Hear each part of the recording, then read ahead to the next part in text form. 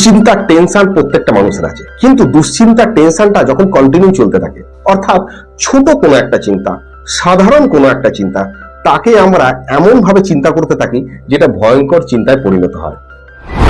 Adrenaline এবং কর্টিসলের মতো হরমোনের অভিজ্ঞতা আমাদের শরীরেতে আছে, কারণ এই দুটো হরমোন প্রধানত টেনশন এবং ভয়ের সাথে যুক্ত। আরো অনেক হরমোন আছে, তবে এই দুটো হরমোন খুব বেশিভাবে অ্যাক্টিভ থাকে। এবার ভয় যখন আমাদের লাগে, যখন আমরা টেনশন করি, সেটা হতে পারে বাস্তব, সেটা হতে পারে অবাস্তব। তো আমরা যখনই এই টেনশনটা করি, এই হরমোনগুলো নিজেদের অ্যাক্টিভিটি করতে চালু করে, এবং অ্যাক্টিভিটি যখন তারা করে, সুতরাং আমাদের শরীরের মধ্যে তার একটা অনুভব আমরা করতে থাকি। যেমন আমাদের হাত পা কাঁপে, আমাদের বুক ধড়ফড় করে, আমরা ঘামি, আমাদের গলা শুকিয়ে যায়, আমাদের শরীরের মধ্যে দিয়ে বিদ্যুৎ চলে যায়। তো এই ধরনের অভিজ্ঞতা অনেক মুহূর্তে অনেক মানুষের সাথে কিন্তু হয়েছে। কিন্তু বিষয়টা হচ্ছে, এই ধরনের ঘটনা যখন কন্টিনিউ বেসিসে চলতে থাকে, যখন কন্টিনিউ চলতে থাকে, দীর্ঘদিন ধরে চলতে থাকে, তখন এটা আমাদের সোশ্যাল লাইফ, আমাদের পার্সোনাল লাইফ, আমাদের ওয়ার্কিং লাইফ প্রত্যেকটাকে হ্যাম্পার করে। অর্থাৎ তখন এটা ডিসঅর্ডারে পরিণত হয়ে গেছে, এবং এটা একদিনে হয় না, দীর্ঘদিন ধরে হওয়ার পরে কিন্তু এই ধরনের আমাদের একটা ডিসঅর্ডার তৈরি হয়। এবার এই ডিসঅর্ডারটাকে যদি খুব ভালো করে আমরা বুঝতে চাই, তাহলে আজকের পুরো বিষয়টাকে ভালো করে বোঝার চেষ্টা করবেন, এবং আমি আশা করি আপনারা যদি পুরো বিষয়টাকে ভালো করে বোঝেন, তাহলে বুঝতে পারবেন যে এই ধরনের থটস, অর্থাৎ দুশ্চিন্তা যেটা আসছে আপনার, অর্থাৎ এমন একটা চিন্তা, যে চিন্তাটা নিয়ে আপনি জানেন যে ভাবার কোনো প্রয়োজন নেই, কিন্তু সে আসছে এবং আপনাকে বিরক্ত করছে, সে আসছে, আপনাকে ভয় লাগছে আপনার, এবং ভয়টা আসার সাথে সাথে দেখা যাচ্ছে যে আপনার শরীরের বিভিন্ন রকম ফিজিক্যাল যে সিমটমস গুলো আছে সেগুলো দেখা দিচ্ছে। তো আসুন আমরা ভিডিওটা ভালো করে বোঝার চেষ্টা করি।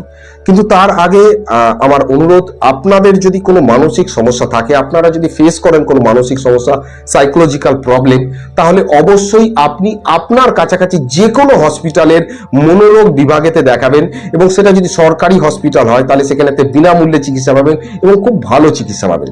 সেই সাথে সাথে কাউন্সিলিং করা দরকার। আপনি আপনার কাছাকাছি যে কোনো একজন সাইকিয়াট্রিস্টকে দেখাতে পারেন।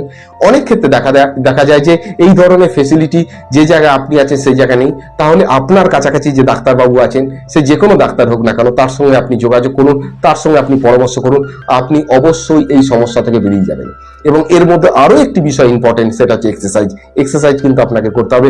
এক্সারসাইজ শরীর খারাপ থাক বা ভালো থাক, আপনাকে করতেই হবে, এবং খাওয়ার দাওয়ার একটু নিয়ন্ত্রণ করতে হবে, কারণ আমরা অনেকে ভুলে যাই যে খাওয়ার দাওয়ার নিয়ন্ত্রণ করার প্রয়োজন, কারণ আমরা বাঁচার জন্য খাচ্ছি না, খাওয়ার জন্য বাঁচি। বিষয়টা সেরকম নয়। আমরা কিন্তু খাবারটা কন্ট্রোল যদি করতে পারি, তাহলে আমাদের শরীরটা কিন্তু বেশ ভালো থাকে। এক রাজা ছিলেন, রাজার শরীর, স্বাস্থ্য এবং মানসিক জোর এতটা শক্তিশালী ছিল যে উল্টো দিকের যারা শক্তিশালী মানুষজন ছিল তারা দেখেও পর্যন্ত ভয় পেত।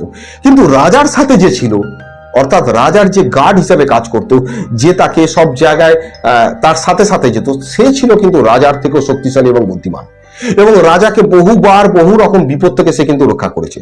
এখন তার ফলে কি হয়েছে, বাকি যারা আরো রাজার সঙ্গে থাকতেন, তাদের মধ্যে ওই ছেলেটির সম্পর্কে, অর্থাৎ ওই যে সেনা ছিলেন তার সম্পর্কে কিন্তু আক্রোশ তৈরি হয়। কারণ রাজা এই সৈনিককে অন্যরকম মর্যাদা দেয়, এই সৈনিককে বড় আপন ভাবে, এই সৈনিককে ভাবে না যে অন্য কেউ, তার সাথে সাথে সম্পূর্ণ সবসময় থাকে, এবং রাজার সাথে সেই সৈনিক ছায়ার মতো থাকতেন। এখন বিভিন্ন বিপদ আপদে রাজাকে যেহেতু সে বাঁচাতো, রাজাকে বুদ্ধি দিত, তো রাজা সব থেকে বেশি তার উপরে বিশ্বাস করত, এবং যখনই কোনো সমস্যা হতো সে একটাই কথা বলতো, যেটা হয়েছে ভালোর জন্য হয়েছে, এবং যেটা হবে দেখা যাবে। তো বিভিন্ন সময় বিভিন্ন রকম বিপদ আপদ ঘটেছে এবং একই কথা বলতো। হঠাৎ করে কোনো একটা দিন রাজার যে তলোয়ার ছিল, সেই তলোয়ারটা হাত থেকে পড়ে যায়, এবং তার একটি আঙুল, রাজার একটি আঙুল সেই তলোয়ারের আঘাতে কেটে যায়। কেটে যাওয়ার পরে যে সৈনিক ছিল, যে তার গার্ড ছিল, সে বলে যে যেটা হয়েছে ভালোর জন্য হয়েছে, আর যেটা হবে দেখা যাবে। তো এই কথা শোনার পর রাজার কিন্তু মনে খুব জোর আঘাত লাগে, এবং ধীরে ধীরে তার মধ্যে কিন্তু প্রবল রাগ তৈরি হয়, এবং সঙ্গে সঙ্গে সে বলে, চলো তুমি মহলে, এবং রাজপ্রাসাদে গিয়ে তোমার কিন্তু ব্যবস্থা হবে, তুমি কিন্তু এই কথাটা খুব খারাপ বলেছো। এবং রাজপ্রাসাদে আসার পরে বহু মানুষজন ছিলেন, তাদের কাছে বিষয়টা বলেন রাজা। বলার পরে এমনি তো তারা তার দিকে জেলাসি ছিল, তো ন্যাচারালি তারা উস্কাতে থাকে কন্টিনিউ। তো উস্কানোর পরে ধীরে ধীরে রাজার মানসিকতা চেঞ্জ হতে থাকে, এবং রাজার কাছে তারা বলতে থাকে, দেখুন রাজামশাই, এই ছেলেটি কিন্তু আপনার ভালো চায় না, এই সৈনিক যাকে আপনি নিজের ভাইয়ের মতো দেখছেন, সে কিন্তু আপনার ভালো চায় না, এ কিন্তু আপনার শত্রু, এ কিন্তু আপনার ভালো চায় না, না হলে কি আপনার একটা আঙুল কেটে গেল। আর উনি বলছেন যে যেটা হয়েছে ভালোর জন্য হয়েছে, আর যেটা হবে দেখা যাবে, এ কখনো বলে নাকি? আপনার কিন্তু একে সাজা দেওয়ার দরকার। তো অটোমেটিক্যালি কি হয়েছে, রাজার একটা সময় বারবার বারবার বারবার এই কথাগুলো শোনার পরে রাজার মনে হয়েছে যে না, সত্যি তো একে সাজা দেওয়ার দরকার, এবং এ কিন্তু আমার বন্ধুর মতো আচরণ করছে, কিন্তু অ্যাকচুয়ালি বন্ধু না, এ কিন্তু আমাকে বিভিন্ন বিপদের থেকে বাঁচিয়েছে ঠিকই, কিন্তু এ কিন্তু আমার ভালো চায় না। রাজার মনে মস্তিষ্কেতে এই চিন্তাগুলো ধীরে ধীরে ধীরে ধীরে পরিবর্তন হতে থাকে।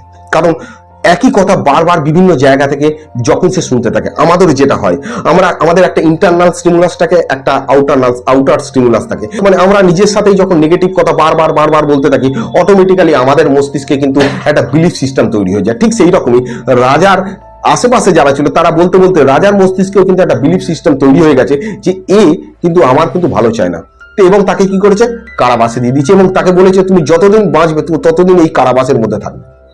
তো সে হাসতে হাসতে কারাবাসের মধ্যে আছে, কারণ সে বলেছে, সে সঙ্গে সঙ্গে রাজাকে বলছে যে রাজামশাই, আমি তো আপনার জীবন বাঁচানোর জন্য আমার জীবন দিতে পারি, সুতরাং আমার জীবন যদি এই কারাগারের মধ্যে কেটে যায়, ঠিক আছে কেটে যাক, কোনো অসুবিধা নেই, কিন্তু আবারও আমি বলছি যা ঘটেছে ভালোর জন্য ঘটেছে, যা ঘটবে দেখা যাবে, কিন্তু ভয় পাওয়ার কোনো ব্যাপার নেই, দুশ্চিন্তা কোনো ব্যাপার নেই, এবং অতীত বা ভবিষ্যৎ নিয়ে অযথায় চিন্তা করে কোনো লাভ নেই, এবং সে রিল্যাক্সেতে আছে। তো রাজা ন্যাচারালি এবার একা যাওয়ার চেষ্টা করছে, একা যাচ্ছে, এবং তার সাথে আরো একজন সৈনিককে রেখেছে রাজার প্রোটেকশনের জন্য। তো রাজার একদিন মনে হচ্ছে যে জঙ্গলে যাই, জঙ্গলে গিয়ে একটু শিকার করা যায়। তো রাজা জঙ্গলে গেছে, জঙ্গলে গিয়ে শিকার করতে শুরু করেছে, শিকার করতে করতে রাত হয়ে গেছে। সেখানে তো কিছু আদিম মানুষ ছিল, তারা ধরে ফেলেছে রাজাকে। রাজা বেচারা কিছু করতে পারেনি, অন্ধকারের মধ্যে রাজাকে ধরে বেঁধে নিয়ে গেছে, রাজাকে ধরে বেঁধে নিয়ে গেছে, এবং তাদের স্পিরিচুয়ালিটি অনুযায়ী যে যদি বৃষ্টি হচ্ছে না এই কন্ডিশনেতে, যদি দীর্ঘদিন ধরুন বৃষ্টি হচ্ছে না, তো তারা কি করে, কোনো একজন জীবিত মানুষকে কাটে, বলি দেয়, বলি দেওয়ার পরে কি হয়, তাদের বিশ্বাস যে বৃষ্টি আবার হবে। তো রাজাকে ধরেছে, এবং রাজাকে তারা সিদ্ধান্ত নিয়েছে এ তো বেশ হৃষ্টপুষ্ট মানুষ, একে বলি দেওয়া হবে, তাহলে আবার বৃষ্টি শুরু হবে, কারণ চারিদিকে নইলে শুকিয়ে যাচ্ছে। তো যথারীতি রাজা বারবার বোঝানোর চেষ্টা করেছে, কিন্তু তারা বুঝতে পারছে না। তো যথারীতি তাকে স্নান টান করিয়ে নিয়ে এসে এবার বলির জায়গা হবে, অর্থাৎ তাকে কাটা হবে। সেই অবস্থাতে যখন কাটা হচ্ছে, সেই মুহূর্তে একজন তাদের মধ্যে লক্ষ্য করেছে রাজার একটি আঙুল নেই। সে সঙ্গে সঙ্গে এসে বলেছে না, এনাকে বলি দেওয়া যাবে না। কেন?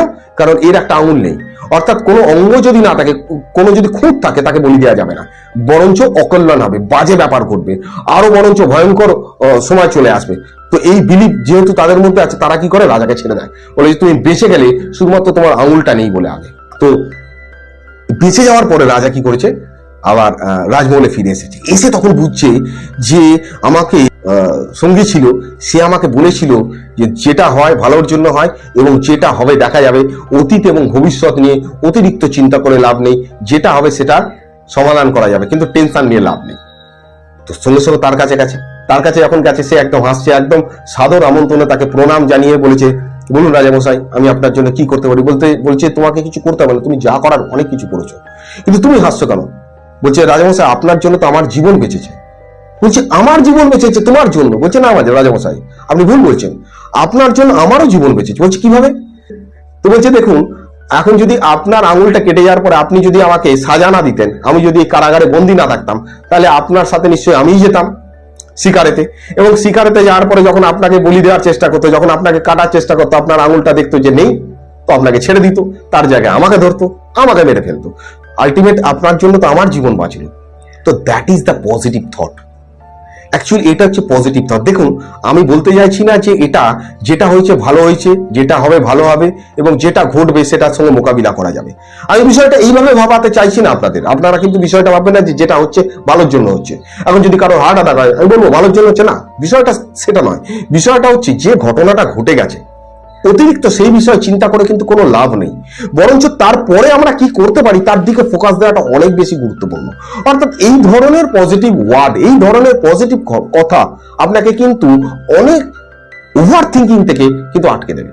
আপনি যদি বিশ্বাস করেন যে ঠিক আছে, আমার অতীতে যেটা হয়েছে এবং ভবিষ্যতে যেটা হবে, দুটোকেই আমি কন্ট্রোল করতে পারছি না, আমরা প্ল্যান করতে পারি, কিন্তু এটাকে নিয়ে আমি যদি ওভার থিঙ্কিং করতে থাকি কন্টিনিউ, তাহলে কিন্তু এই ওভার থিঙ্কিং কন্টিনিউ চলবে। তো আমরা যদি এটাকে কনসাসলি নিজেকে বোঝাই, যখন আমি ওভার থিঙ্কিং করছি, যখন আমরা বুঝতে পারলাম হ্যাঁ আমার 1 মিনিটের চিন্তা বা 30 সেকেন্ডের চিন্তাকে আমি 2 ঘন্টায় নিয়ে যাচ্ছি, তখন আমরা সাবকনসাসলি এটাকে না ভেবে কনসাসলি যদি ভাবি যে ঠিক আছে এটা আমার ওভার থিঙ্কিং করার একটা অভ্যাস আছে, চলো ভাই ওভার থিঙ্কিং করে লাভ নেই, এটা কিন্তু এই ধরনের অ্যাংজাইটি বা আমার একটা হ্যাবিটের পার্ট, এটাকে এগিয়ে নিয়ে লাভ নেই, এটাকে এখানে বন্ধ করো, কারণ এর সলিউশন নেই। আমরা যখন প্রবলেম ফিল করি, আমাদের মস্তিষ্কে যখন প্রবলেম অনুভব করে, তখন কিন্তু সলিউশন খুঁজতে যায়, তার আগে কিন্তু খুঁজে না। আপনার জল তেষ্টা পেয়েছে, যখন আপনার জল তেষ্টা পেয়েছে তখনই কিন্তু আপনি জলের বোতলটা কোথায় আছেন খুঁজছেন। অর্থাৎ ব্রেন এর নিড অনুভব করে এবং প্রবলেমটাকে যতক্ষণ না সলভ করছে, ব্রেন কিন্তু তার সলভ করার জন্য চিন্তা করতে থাকে। এই যে চিন্তা আছে, এটাকেই একটা সময় ওভার থিঙ্কিং এ চলে যায়। যখন এমন একটা চিন্তা নিয়ে আমরা ভাবি, এমন একটা বিষয় নিয়ে ভাবি যেটা অবাস্তব, যার কোনো সলিউশন নেই, সেটা নিয়ে যখন কন্টিনিউ ভাবতে থাকি, তো এর সমাধান হয় না এবং আমরা ওভার থিঙ্কিং এর মধ্যে ঢুকে যাই। তাহলে আমাদের কি বিলিভ করতে হবে? যে যেটা হয়েছে ভালো হয়েছে, যেটা ঘটবে ভালো ঘটবে, আর যা ঘটবে চলো আমরা মোকাবিলা করে ফেলবো, যা ঘটবে আমরা সমাধান করে ফেলবো। তাই অত্যাধিক চিন্তা করে লাভ নেই। আর যেটা নিয়ে আমি ভাবছি সেটা ঘটছে না ঘটছে না, এটাকে যাচ করার দরকার। আপনি দীর্ঘদিন ধরে ভেবেছেন কোনো একটা বিষয় আপনার সাথে ঘটবে, কিন্তু ঘটেনি। তার মানে এবার তো আপনার বোঝার দরকার যে বিষয়টা আপনি দীর্ঘদিন ধরে 1 মাস 2 মাস 4 মাস 6 মাস ধরে ভাবছেন যে বিষয়গুলো আপনার সঙ্গে ঘটবে, কিন্তু একটাও বিষয় ঘটছে না। উল্টো দিকে ডাক্তারবাবু আপনাকে বলে দিয়েছে যে আপনার শরীরের কোনো প্রবলেম নেই, আপনার শরীর একদম ঠিকঠাক আছে। তো আপনি কেন টেনশন করবেন? আপনি কেন ভয় পাবেন? আপনার কাছে তো প্রমাণ আছে। তো প্রমাণ আছে এখানে, আপনার মাথায় যে চিন্তাগুলো আছে, এই চিন্তাগুলো শুধুমাত্র ফেক চিন্তা, যেগুলো আপনাকে কনফিউজ করে দিচ্ছে। তো আপনি নিজেকে শান্ত করুন এবং শান্ত করে আপনি ভাবুন যে চিন্তাগুলো আসছে আপনার, যেগুলো নিয়ে আপনি এতদিন ধরে সলভ করার চেষ্টা করেছেন, সত্যিই কি তার সমাধান পেয়েছেন? যদি সমাধান না পেয়ে থাকেন, তাহলে এখন তার সমাধান করার চেষ্টা করছেন কেন? তার মানে এটা ওভার থিঙ্কিং এর পার্ট। আপনাকে আপনার কাজে ব্যস্ত থাকার দরকার। আপনাদের কাছে একটাই অনুরোধ, যারা এই চ্যানেলটাকে সাবস্ক্রাইব করেছেন তাদের অসংখ্য ধন্যবাদ, যারা করেননি তারা করবেন, যাতে এই ধরনের নতুন ভিডিওগুলো যখন দেবো আপনারা দেখতে পাবেন। এবং যদি সমস্যা থাকে অবশ্যই কাছাকাছি গিয়ে দেখান। থ্যাংক ইউ, ধন্যবাদ।